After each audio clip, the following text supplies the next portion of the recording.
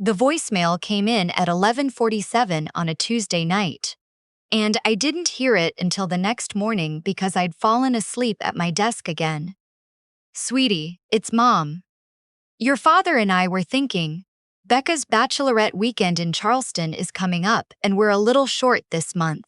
Can you transfer around $800 before Friday? Love you." $800. For a bachelorette weekend. For my sister's bachelorette weekend, which I had not been invited to. I sat there in my office chair, still in yesterday's clothes, coffee going cold beside my keyboard, listening to that message 3 times. Not because I couldn't understand it, because I kept waiting for the part where she asked how I was doing. That part never came. "My name is Lacey. I'm 31 years old. I'm a senior financial analyst at a mid-size logistics company in Atlanta, and for the better part of 6 years, I have been the person my family calls when they need money. Not advice. Not help moving furniture. Not a ride to the airport. Money. Specifically, they call me because I make a decent salary, I live alone, and somewhere along the way, everyone decided that those 2 facts meant I had an infinite supply of cash, just waiting to be distributed to people who needed it more than I did. My sister Becca is 27. She's never held a job longer than 8 months. My parents, both retired early, which is a generous way of saying my dad took a buyout at 58, and my mother stopped working when I was in middle school. They live in the house I grew up in outside of Savannah, the same house where the roof started leaking 3 years ago, and I paid to fix it because we just don't have it right now, Lacey. I want to be clear about something before I go any further. I didn't help my family because I was forced to. No one held a gun to my head. I helped them because I loved them, and because I genuinely believed, for an embarrassingly long time, that if I just kept showing up, kept being the responsible one, kept holding things together, eventually they would see what I was doing and they would be grateful. Eventually things would even out. I was wrong about that. The $800 for Charleston was not the first time this had happened. It wasn't even the 10th. Over the course of 6 years, I had wired money for my parents' car repairs, my sister's security deposit on her second apartment, a vet bill for the dog. My parents insisted on getting, despite being on a fixed income, 3 months of my sister's car insurance when she forgot to pay it, and 2 rounds of what my mother vaguely described as catching up on bills that totaled just over $4,000 combined. I had also, at various points, bought groceries, covered a birthday dinner for 12 people, and once, and I cannot stress enough how much I regret this, paid the catering deposit for my sister's engagement party. The engagement party for the wedding I was now apparently being asked to bankroll. I did transfer the $800. I'm not proud of it. I told myself it was the last time while I was doing it, which I had also told myself the time before that. 2 weeks later, my mother called again. "Lacey, we've been looking at venues for the wedding, and Becca really has her heart set on this place in Hilton Head. The deposit is $12,000. We were thinking you could put in 5, and we'd get the rest from Dad's savings." I remember exactly where I was when she said that. I was standing in the kitchen of my apartment, eating leftover pad thai out of the container, still in my work clothes at 8:30 at night, because I'd been in back-to-back meetings since 7 that morning. I had a deadline in 2 days. I hadn't slept more than 5 hours in the past 3 nights. $5,000. "Mom," I said, "I can't do $5,000 right now. I just gave you $800 2 weeks ago. That was for the bachelorette trip. This is for the wedding, Lacey. It's different. It's not different. It all comes out of the same account. We just need you to be a team player here. Becca is your sister." Team player. I turned that phrase over my head while I stood there in my kitchen. I had been a team player for 6 years. I was the only one on the team who had ever shown up. I told her I'd think about it.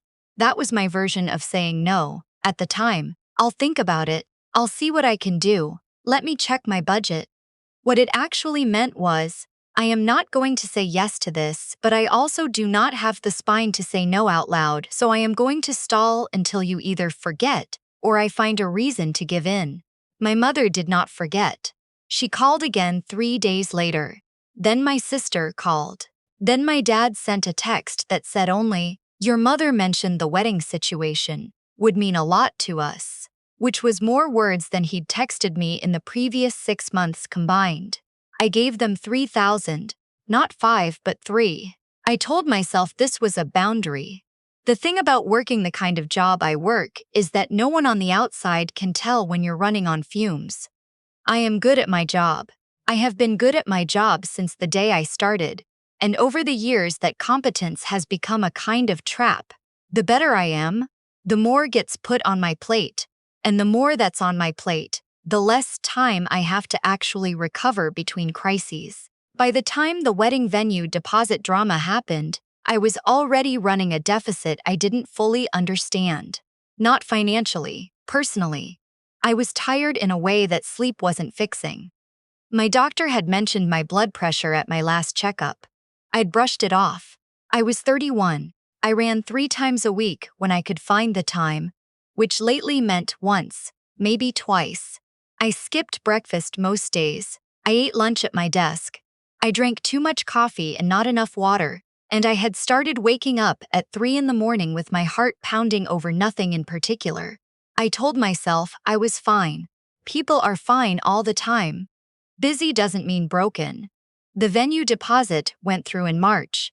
By April, my sister had decided she needed a wedding coordinator, and my mother called to ask if I could contribute to that, too. Just a small amount, a few hundred. By May, there was a conversation about a honeymoon fund. I had stopped picking up the phone when my mother called during the week because I couldn't afford to lose the 45 minutes it took to extract myself from those conversations. On a Thursday morning in June, I passed out in the hallway outside the elevator bank on my office floor. I don't remember falling. I remember standing up from my desk because I had a 9 o'clock and I needed to get to the conference room on the 4th floor. And then I remember the ceiling.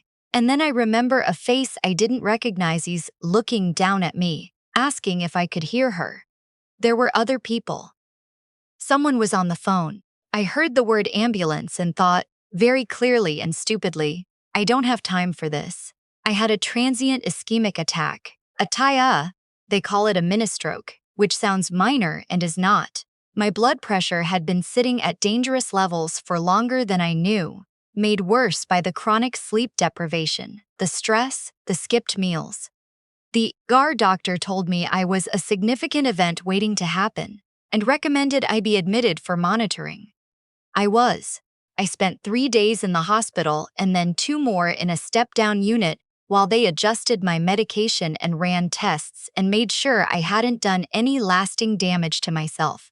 My coworker, Teresa, she's the one who found me in the hallway. She called 911. She rode with me to the hospital. She was there when I woke up in the ER. She sat with me for 2 hours until she was sure I was stable, and then she went back to the office, covered my 9 o'clock, and handled my most urgent deadline without being asked. She called me that evening just to check in. Teresa has known me for 3 years. She sends me a coffee emoji on rough Mondays. She remembered my birthday and left a card on my desk. She is not what most people would call a close friend. She's a coworker, a work friend, the kind of person you eat lunch with when both your schedules line up. She was the first person who showed up for me. My mother called that Thursday afternoon, a few hours after I'd been admitted. I know because I saw it on my phone. I didn't answer. I was exhausted and barely coherent, but I saw it and I thought, she knows. Someone called her. She's going to come. She left a voicemail. I listened to it that evening. Lacey, honey, I heard you had some kind of episode at work. Becca mentioned she saw something on your Facebook. I hope you're okay. Hey, also, the wedding coordinator needs the rest of her deposit by the end of the month. It's $2,200. Just wanted to put it on your radar. Call me back when you get a chance.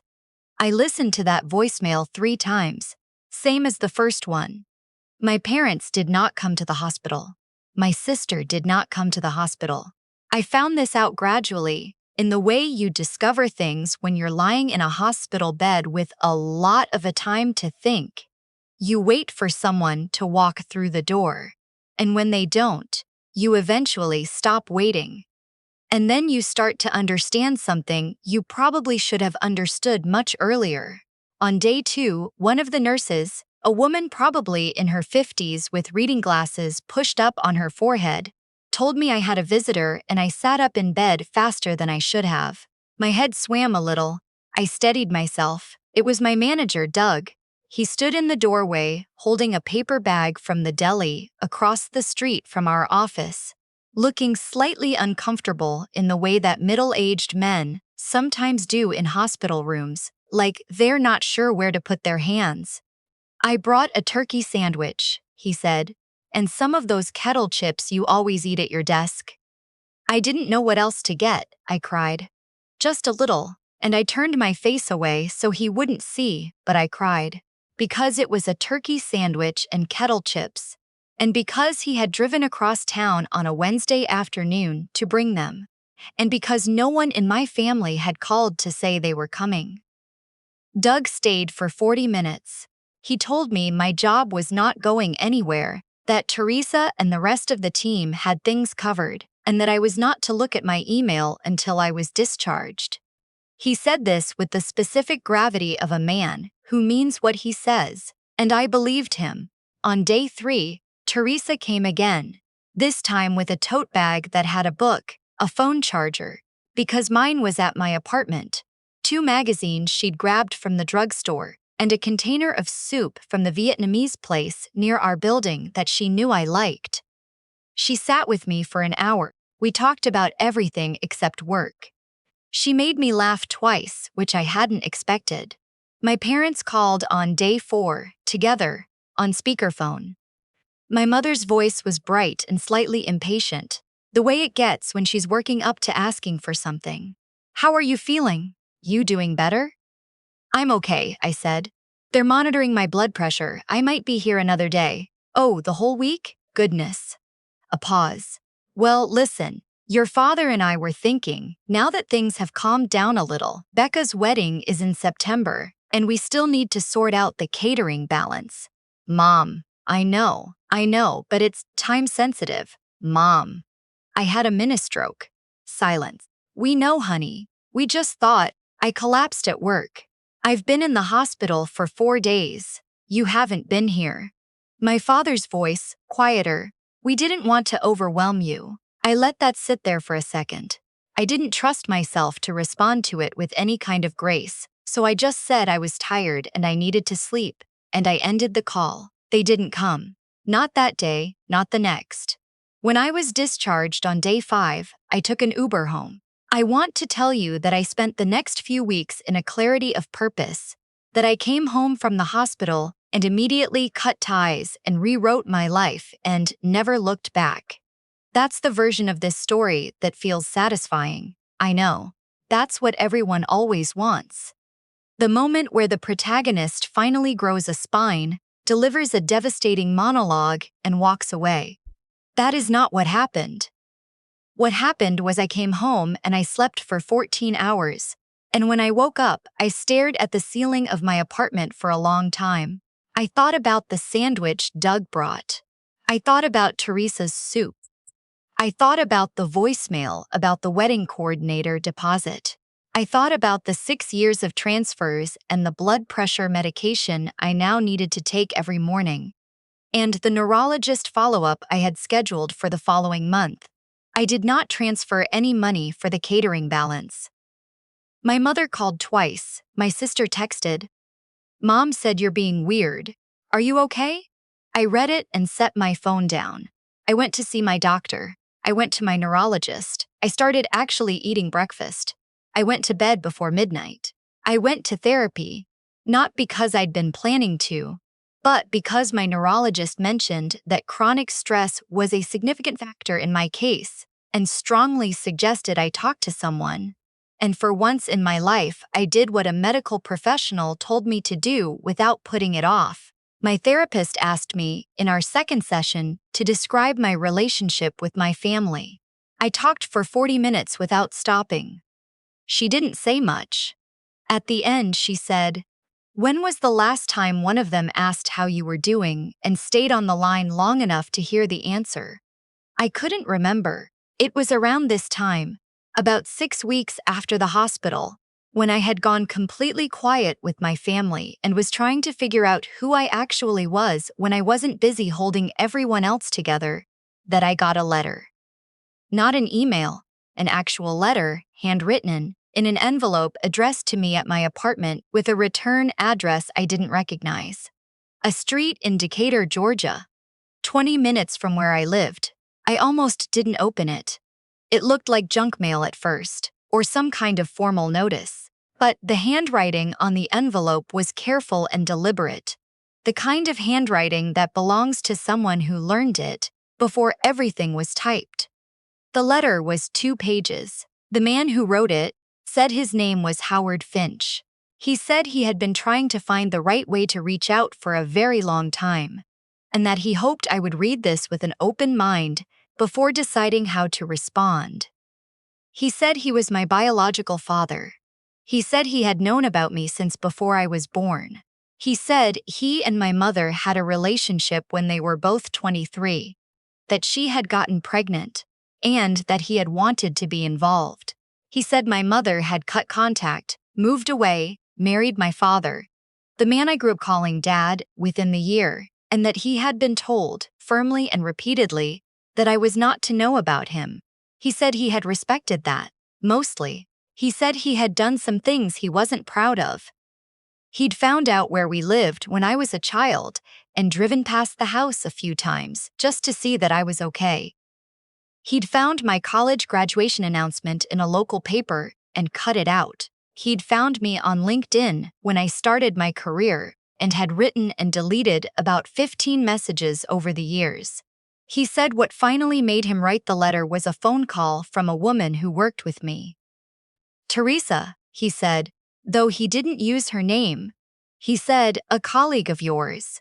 He said he had been searching for information about me periodically over the years and had found a post in a neighborhood Facebook group from someone asking if anyone knew how to reach the family of a woman who'd been hospitalized. A request Teresa had apparently put up looking for an emergency contact who might actually come. He had seen it.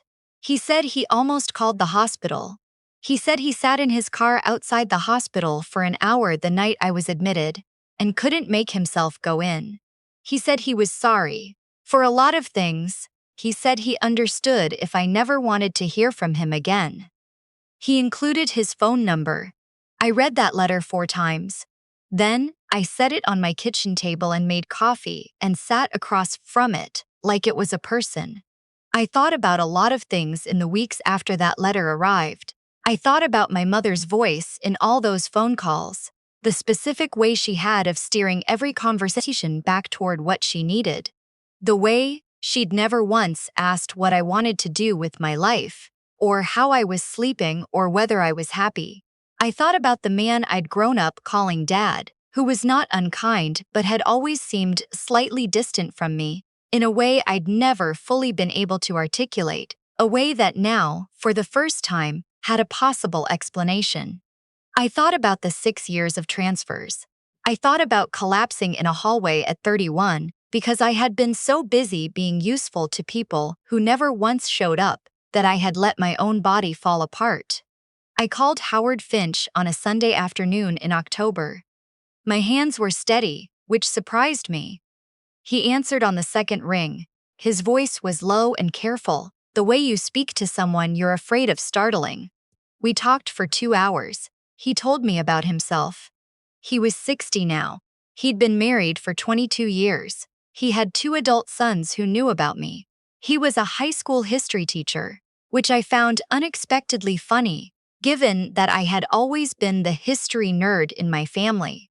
The one who read biographies for fun, the one who'd taken every AP history course available in high school, while my sister couldn't name the decades of the world wars. He told me about the years he'd spent not knowing how to reach me. He wasn't asking for sympathy. He was careful about that. He kept saying, "I'm not telling you this so you'll feel sorry for me." He was just trying to fill in the gaps. He said he had thought about me on every birthday. He said he was sorry he hadn't been braver sooner. I told him about the hospital. I told him about the voicemail asking about the wedding coordinator deposit. I told him about the 6 years. He was quiet for a moment. Then he said, "That sounds exhausting." Not "that's terrible" or "those people are monsters," or any of the things people usually say when you tell them a story like this. Just, "That sounds exhausting." Like he understood that the damage wasn't dramatic, it was cumulative. It was the weight of 10,000 small moments adding up to something that finally knocked me down. "Yeah," I said. "It really was. I have not given my family any money since I came home from the hospital. I want that on the record." My sister's wedding happened in September as planned. I was not there. My mother called me 2 days before to tell me I was being selfish and that I would regret this, and I listened to the whole call without interrupting. And at the end I said, "Mom, I love you, but I can't keep doing this. I need to take care of myself. I hope the wedding is beautiful." And I meant all of it, even the part where I hoped the wedding was beautiful. She hung up. My father texted me a photo from the reception, no caption. I don't know what he meant by it, whether it was an olive branch or a guilt trip or just something he did without thinking. I saved the photo. Becca looked happy. I was glad she looked happy. I mean that too. I had lunch with Howard Finch for the first time in November, at a diner in Decatur, halfway between his house and my apartment. We were both nervous. He ordered coffee and then didn't drink it. I ordered eggs and ate about half of them. We talked for 3 hours. He showed me a photo from his wallet, old, creased at the edges of a newspaper clipping from my college graduation. He'd been carrying it for 8 years. I am not going to tell you that meeting him fixed something, because it didn't. Not exactly. It opened something, which is different. It gave me a question I had never known to ask about myself. And whatever the answer turns out to be, having the question feels important. What I can tell you is this: I take my medication every morning. I sleep 7 hours most nights. I see my therapist every other week. I have had lunch with Teresa every Tuesday for the past 4 months, and she has become one of my closest friends, which feels like one of the stranger gifts to come out of one of the worst years of my life. I have not heard from my mother since the wedding. My sister texted me in December, "Merry Christmas, hope you're well," and I texted back the same. It is not the ending anyone writes about. There was no confrontation, no dramatic revelation, no moment where I got to lay out everything they'd done and watch them reckon with it. Real life doesn't usually give you that. What you get instead is quieter and harder, and in some ways more honest. I stopped waiting for them to become the family I needed. That's not a small thing, even if it doesn't make for a good story. Teresa doesn't know, still, that the post she made in that Facebook group is what led Howard to write to me. I've been trying to figure out how to tell her. I practice it sometimes on the drive to work. "Hey, so this kind of wild thing happened because of something you did, and I can never quite get it right. I'll figure it out eventually." Last month, I drove past the hospital where I spent 5 days last June. I wasn't going there. I just passed it on the way to somewhere else. I looked at the building from the car, and I thought about the night Howard Finch sat in the parking lot and almost came in. He had my room number. He'd figured it out somehow. He didn't explain exactly how, and I didn't ask. He had driven over there at 9 o'clock at night, parked his car, sat there for an hour with the engine running, and then gone home. I think about that a lot. Not with bitterness, just with the strange tenderness you feel for people who almost did the right thing and couldn't quite make it through the door. He's been working on it, I think. We both are.